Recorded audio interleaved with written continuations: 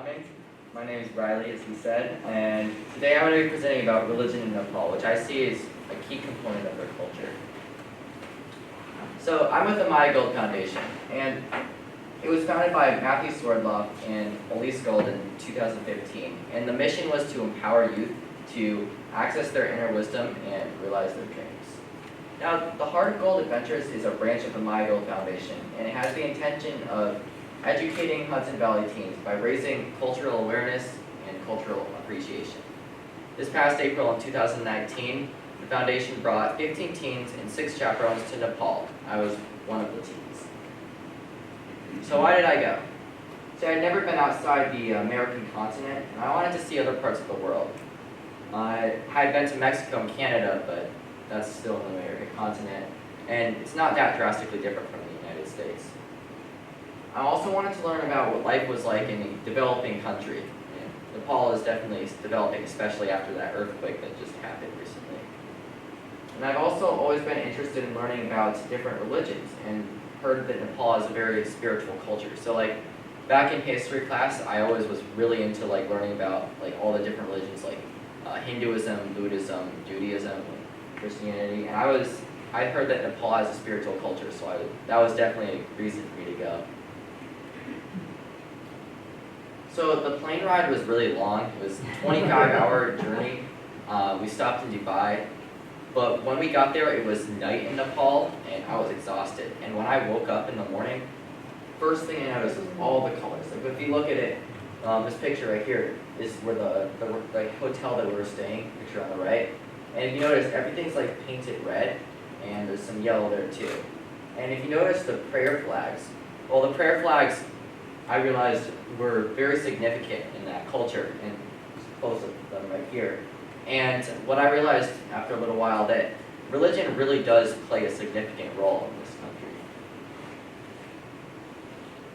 So in Nepal, the religion is 81% of the people who practice religion in this country are actually Hindus. And then the second largest religion is Buddhism, and there's some Islam and Christianity, and I think Shintoism in there too. So I was going to focus on Hinduism first because it's the main religion. So here's a brief history of Hinduism. So there were really no founders of Hinduism, no prophets, and the ideas of Hinduism developed over thousands of years from a combination of religious practices in India. So it was more of a cultural thing. And there's billions of gods. No, that's actually true. There's actually billions of gods. In fact, they think the part of God can be found in everybody. And they're known as the 3 major gods are known as the Brahmins. So Brahma is the creator. The Vishnu god is a protector. And Shiva is the goddess of destruction, so the destroyer. And Hindus, what's really interesting, I noticed sort of in Nepal they greeted us with the word namaste, which means I see the light in you, or sort of I see part of a god in you. So it's very religious, the greeting. So on our trip, we were very lucky. We got to witness a cremation ceremony, and Hindus, they believe in reincarnation. And this is actually the Bagmati River. On this picture, they're washing the body with the water from the Bagmati River, and then they spread the ashes in the river. Now the river, this is in the sacred site Pashupatinath, and the river is sacred because it's actually a tributary to the Ganges, which is a sacred river in India. And one thing I really thought was cool about this is how open they are about death. This is a public venue, and in our country we don't really see public funerals. And it's pretty much everyday life for the Hindus in Nepal. So on our third day of the trip, we visited a town on the outskirts of Kathmandu called Bhaktapur, and we got to witness the Nepal New Year, the celebration of Biscuit Jatra. So during this celebration, residents from opposite sides of the town Bhaktapur, they compete in a giant game of tug-of-war. Now whichever group succeeds in pulling the wooden chariot in that picture to their side of the town actually wins the favor of the god Bhairav, and good luck to their side of the town for a year. Oops. So here's a close-up picture of the chariot, and as you notice, everyone's involved. The kids are decorating, getting the ropes, and I like how in these festivals, whole community is really involved in it. Now, Bhairavanath is a god. That you see the picture right there. It's actually the monument itself is the god. And this we actually saw when we were exploring a different part of Kathmandu. And legend has it is that if you lie in front of this Hindu deity, then you actually you die. So it's a legend. And Hindus regularly worship this god, giving him offerings in this photo. And you notice in the bottom right here, they're giving him offerings, and then they're also burning candles as offerings too. So offerings are sort of like a way to pay respect to the god. So I think it's also really important that we touch on Buddhism because, where we were staying, there were a lot of Buddhists. So Buddhism is a religion that was founded by Siddhartha Gautama, or aka the Buddha. And it was more than 2,005 years ago in India. Now, followers of this religion, they don't exactly recognize one supreme deity, but they more make it their goal just to achieve enlightenment. And Buddhists, they make it their goal to achieve compassion for all sentient beings. And the Buddhist philosophy is something that I really thought was cool. And it's that basically everything is interconnected. Like, everything depends on something else. So, burning incense is a big part of both Hinduism and Buddhism, but the smell of incense, it can be found pretty much anywhere in Nepal, and Buddhists burn incense sort of to create a calm and relaxing environment for meditation. And meditation is a very important part to Buddhism. And this person you can see is selling candles and incense. And I'd like to also briefly talk about the picture on the right. They're decorating a Buddhist monument with flowers for the New Year, which is really cool. That people actually spent a lot of time really decorating these monuments. Actually, I'll show you a little bit later a picture of the finished product. So, we visited a couple Buddhist temples throughout our trip.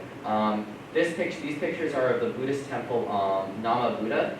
And if you look at here, the architecture is very intricate. Like, they spend a lot of time making all these carvings. And it was a really cool view. This is actually on a hill. It looks like a mountain, but in Nepal they only call it a mountain if it has snow on it. So this is just a hill, even though we totally call that a mountain. So we visited the Nama Buddha Resort's a monastery, and it's got a really interesting backstory. So long ago, there was a king named Great Charioteer, and he was in the woods hunting, and he found a starving tigress and her cubs. And out of compassion, he sacrificed himself and let the tigress eat him. Now, following that legend, Nama Buddha has become a famous pilgrimage site for Buddhists.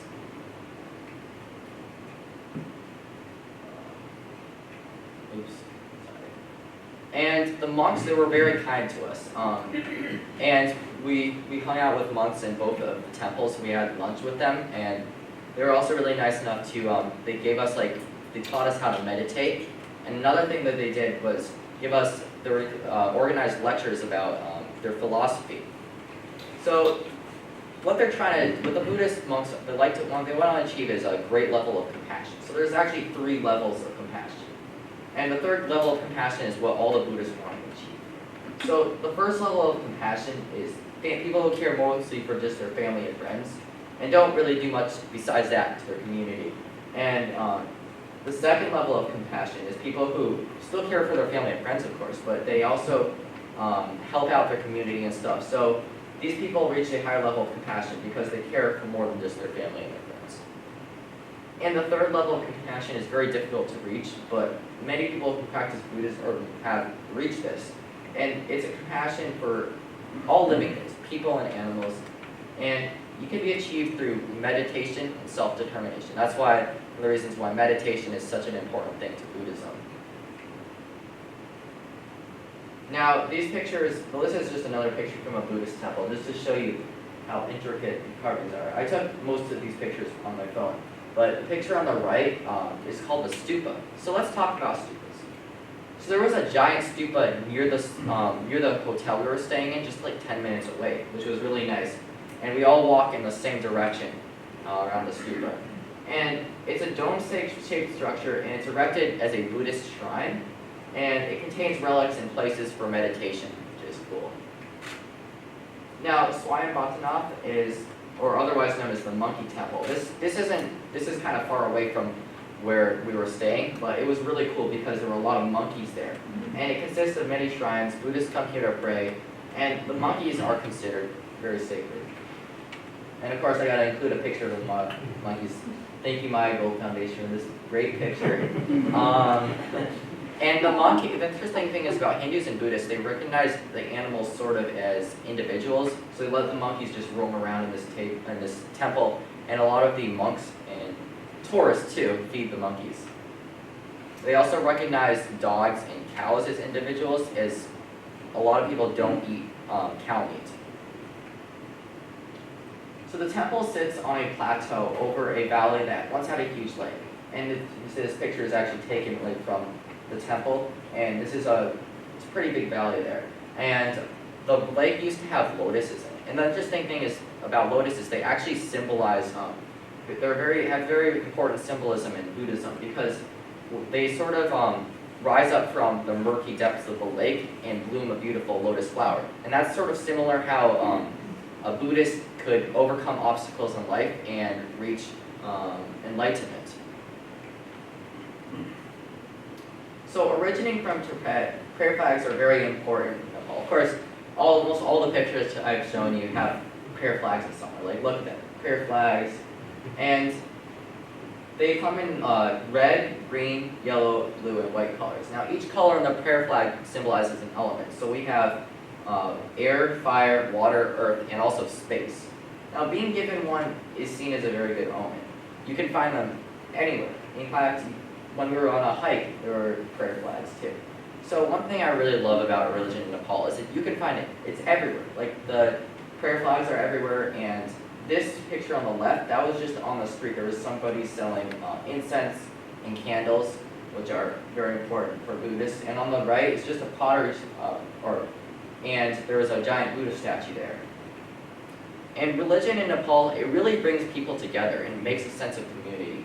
And the pictures on the top are pictures taken outside of the stupa, and there were a bunch of Nepali people celebrating outside of the stupa for the New Year. And we joined in with them, and they were very friendly and inclusive to us. Now the pictures on the bottom, I just wanted to show, there's so many colors in Nepal. Like, this is a picture of a shopping district of Kathmandu, and we bought a bunch of clothes there. And the picture on the right is a picture of all the teens from the Maya Gold Foundation. We actually met with orphans from the Himalayan Children's Charity, which is a charity that gives room and board to orphans, like homeless kids a lot of times, or kids with bad family situations in Nepal.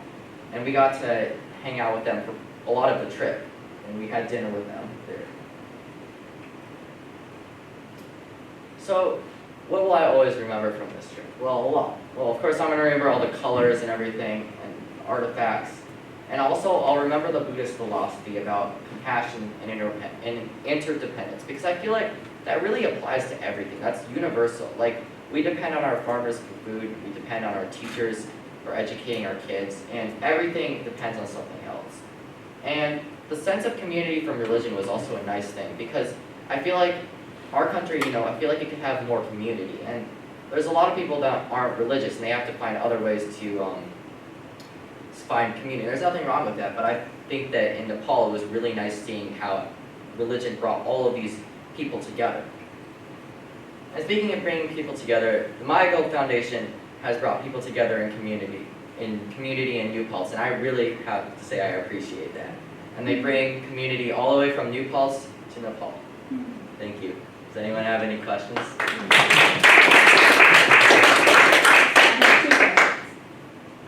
Is there any conflict in Nepal, since there are several different religions and there's one main one? Do they ever have conflict? Well, surprisingly, no, because Hinduism and Buddhism are kind of similar. Actually, in fact, in history, I learned once that Hinduism sort of almost absorbed Buddhism because they have Buddha as one of the billions of Hindu deities. And my other question is, so there's 3 levels of compassion.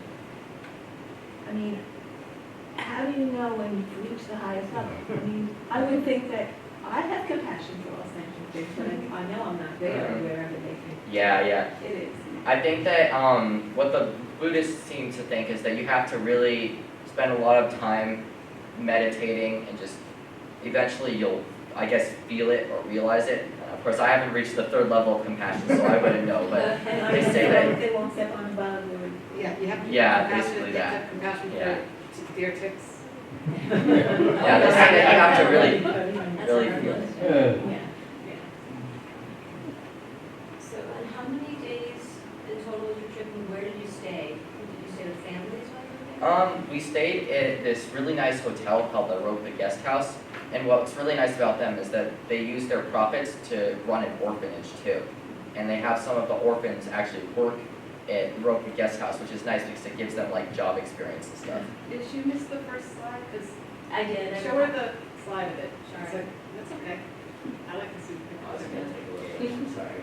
Can we go there?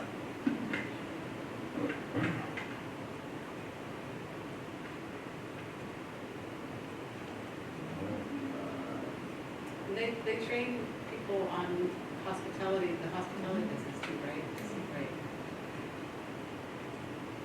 And they have handicrafts there that they made. All right, It's like a little uh-oh. factory, workshop, Alright. yeah, That's great. so really. Here it is. So sorry that took so long, but yeah, this is a picture, like an aerial view of it. Okay, I saw the picture then. Yeah. So that courtyard is where you were enclosing? Yeah, we hung out there a lot. We ate lunch and breakfast, and the food there was really great. It was Western food. It was very comfort. It was comfort food. You know? The prayer flag, so you mentioned what each flag means. Which colors with matches with which element? I believe blue matches with space. The rest of the colors, I don't quite remember. I just know that blue matches with space, and I think white is air. So you just stayed in that one hotel the whole time? Yes, and yeah, we stayed at the hotel for 12 days, and it took like a day to get there and a day to get back. So it was a really long journey. Like it took 25 hours for the plane ride, and we stopped in Dubai, and it was a crazy experience. And on our way home, we actually lost luggage in Dubai. So I'm very interested in what the experience was like with the other kids, and I'm assuming if they spoke English, it wasn't that You fluent. know, they were really nice. A lot of them were really nice. One thing that made me sad though is that they really didn't care too much about Nepal religion. They wanted to just be like American culture, and unfortunately, they were interpreting a lot of the not so nice jokes that American culture makes as literal, and and they were really forgetting a lot about the original traditional value. But they were nice people, and they spoke English very well, and like definitely better than bilingual students in my high school, or most of them anyway. And we also got to visit like their home where they were staying, and they came to our hotel quite a bit, and we went for hikes with them too a lot. So did you make any friends that you think you'll keep in touch with? Yeah, I did, but unfortunately, I added them on Facebook, but unfortunately my account isn't working, so I can't communicate with any of them. But I made friends with a lot of them. Bonded. Yeah, definitely. I'm sorry, I missed where they came from. They came from this orphanage called Himalayan Children's Charity.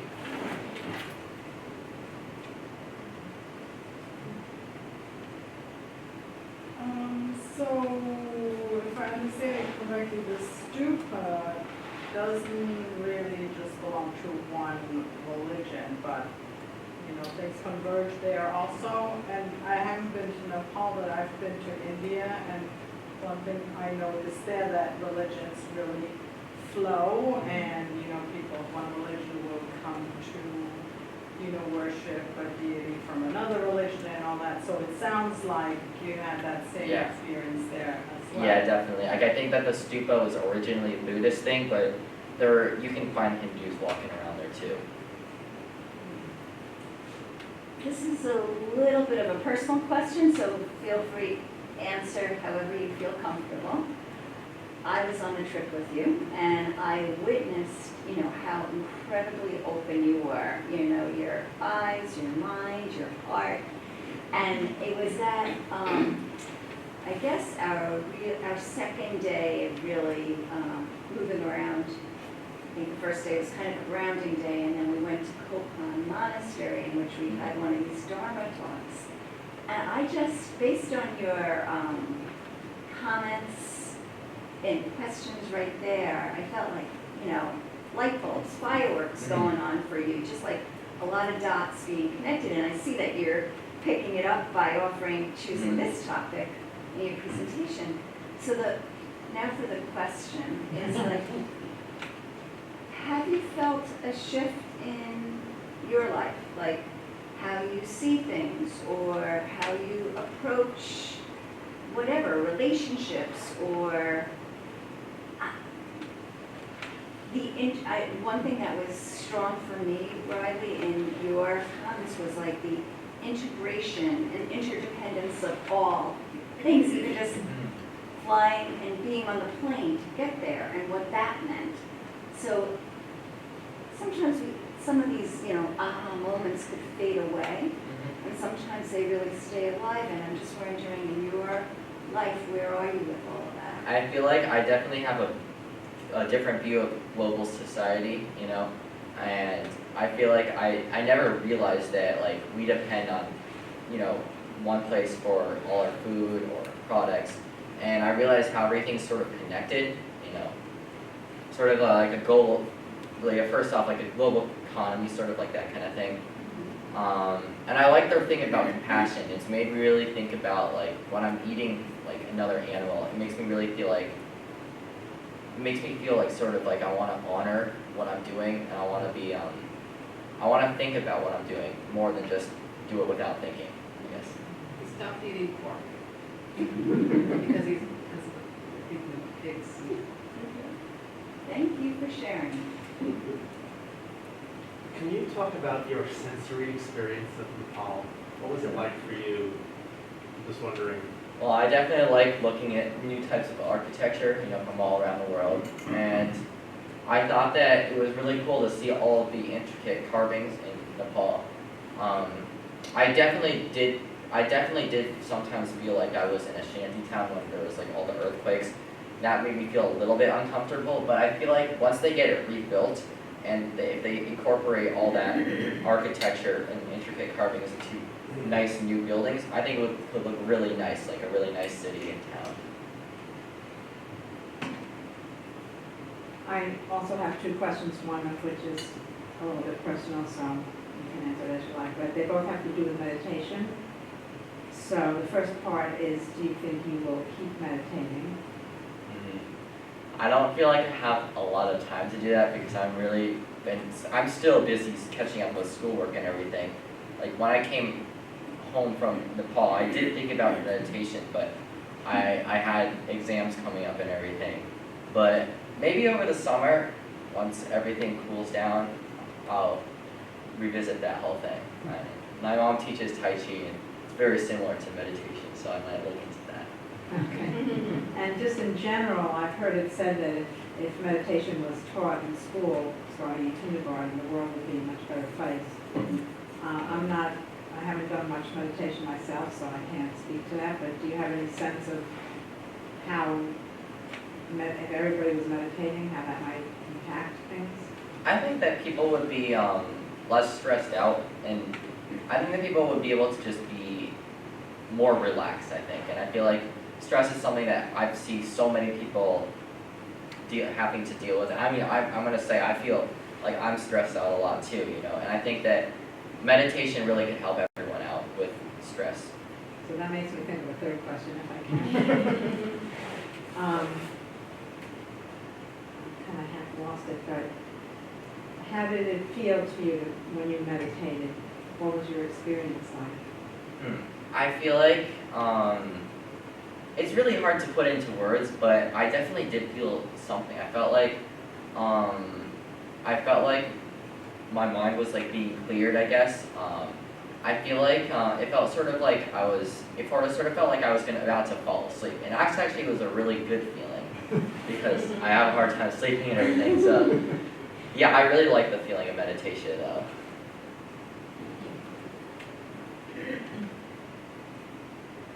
Talking about meditation, I was reminded of a quote, and I may not have it exactly correct. I believe it's the Dalai Lama who said, I meditate every morning for an hour.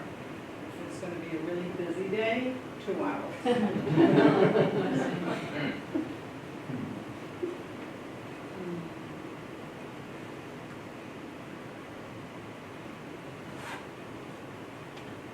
What inspired you to partake in this adventure? Oh, I was excited about that.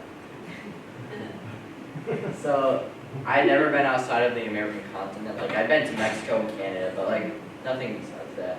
And I wanted to know what like life was like in developing countries, because I've been learning about them in history and everything. I also been seeing about them in the news, and I thought it would be interesting to actually like be there and like see it with my own eyes. And I've also been interested in learning about different religions. I mentioned throughout questions that I really like learning about people's belief systems. There's something just really fascinating about that. Can I ask another question? Yeah, go ahead. So obviously in a developing country, people have far less than we Yeah. have. And people seem to either believe or act on the idea that if they can get something new, a new gadget, and this and that, they'll be happy. And we kind of know that that's not really true. Yeah. Were you in any way able to just get a sense of how happy the people were? And do you feel that they were less happy than Americans, or more relaxed, or happier? Well, I feel like a lot of them were happy, but there were a lot that were really unhappy. And I feel like it's part of their cultural norm to be very sweet to other people, but I'm not sure that always means that they're happy. And yes, I do think that their whole religion of meditation, that really can, like less stress can make the happiness go up. But there were many homeless kids that I saw on the street, and I think that those people were definitely not happy, and I felt really, really sad for those people. So I feel like the poverty definitely does make people less happy in a lot of ways. With the whole thing with the religion, I'm being from America, the way I see religion, and I'm not religious per se, is everything's very separate. Very, and houses of worship are separate, and especially with Buddhism, it seems more of an internal self-awareness. To me, it's very different. That's my perception of it, my limited meditation that I do. But, so I'm sort of curious how the reaction, how they, it's hard for me to see a Buddhist going to a Hindu temple, in my own mind, and all that. Any other thing you could say about that, how they coexist, or anything like that? Well, I know that Hindus, they reincarnate a bunch of times and eventually reach salvation, so they all have sort of a same goal to reach salvation. And I feel like that they can sort of work together, or they can get along because they all have the same goal. Like I know that the religions and like Christianity versus Judaism, like they get along pretty well in our country because we have religious toleration, but like they have varying beliefs, they have varying goals about like the way things were. But Hinduism and Buddhism, they're more open and they also have more of a same endpoint. Well, the religions in our country have sort of different endpoints, if that makes any sense. It's hard to explain.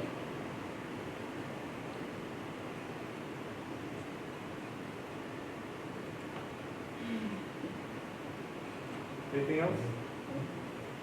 So do you plan to go abroad again? Well, I think that if I wanted to go again, I definitely want to go senior year, because junior year, it's going to be really difficult because I'm taking a bunch of really difficult classes. Like this year I was taking one really hard class, but next year I'm going to be taking 5 really hard classes. So I feel like I want to have spring break to study for the exams and everything. But senior year I'm probably going to be more laid back and just like have fun, take the classes that I enjoy, and that might be the time to go again. Thank you, Riley. Beautiful job. Thank you all for everything.